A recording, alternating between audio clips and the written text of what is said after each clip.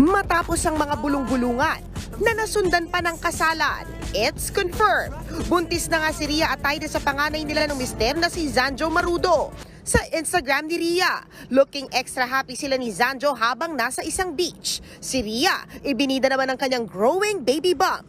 Ang caption ni Rhea, "To the dad you already are and the dad I know you'll be.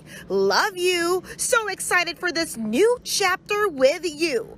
Sabay pagbati ng Happy Father's Day kay Zanjo. Sa isang hiwalay naman na post, finlex ni Zanjo si Rhea. Sabi niya, maswerte siya at ang kanilang paparating nilang baby sa kanya.